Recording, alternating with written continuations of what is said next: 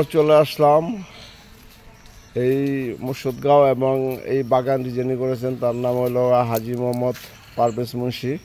আমরা তার সাথে কথা বলবো। ভাই আসসালামু আলাইকুম। ওয়ালাইকুম আসসালাম। ভাই ভালো আছেন? আলহামদুলিল্লাহ। আপনার আম বাগানটা দেখলাম সুন্দর। এখানে কত জাতের আম আছে?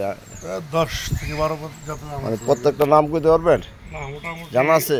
না, সবই জানা নেই। তো এই যে একটা লাল আম দেখাইতেছে, এটা জাপানি মিয়াজাকি আম। মানে এটা কোন জাতের আম? এটা এটা মিয়াজাকি জাপানি জাপানি আম।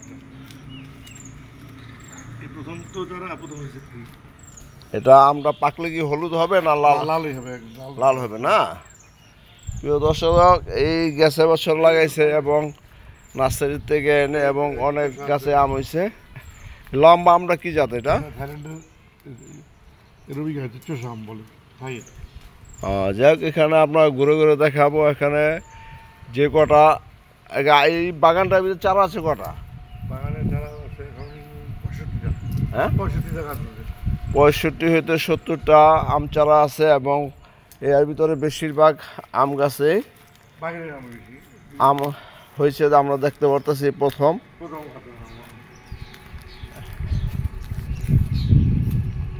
অল্প অল্প হয়েছে। প্রিয় দর্শক, আমরা এটাকে আম কিন্তু পছন্দের মতন আম এবং আপনারা দেখতে পারতেছেন একটা ছোপনার ভিতর কতগুলো আম হয়েছে। এটা এটা এটা হাড়িভাঙা নাকি?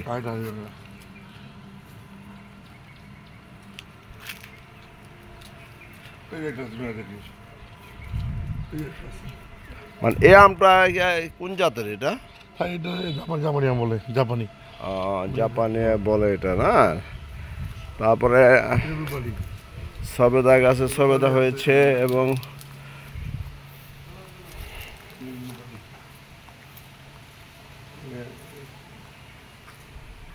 এই বছর প্রথম তো, আর হইলে আগামীতে আশা করা যায় আগামীতে আরো বেশি হবে, আল্লাহ পাক যদি দেন আর কি।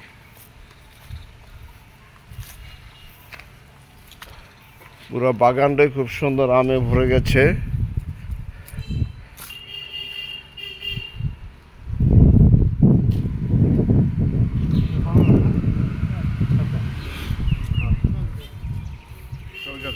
আল্লাহ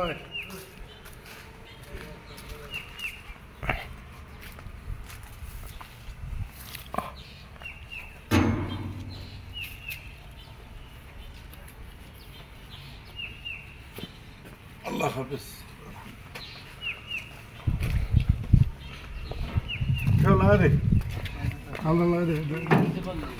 হ্যাঁ,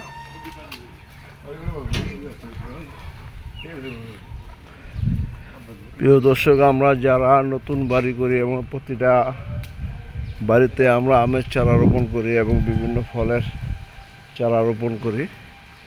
এবার তো আমের ধরেছে কম, আমরা যতটুকু জানি, এবং কাঁঠালের মৌসুম এবং কাঁঠালও বেশি হয়েছে অনেক। আমরা এই পারভেজ মুর্শিদের বাড়িটা ঘুরে দেখাচ্ছি আপনাদের। সবাইকে অনেক ধন্যবাদ।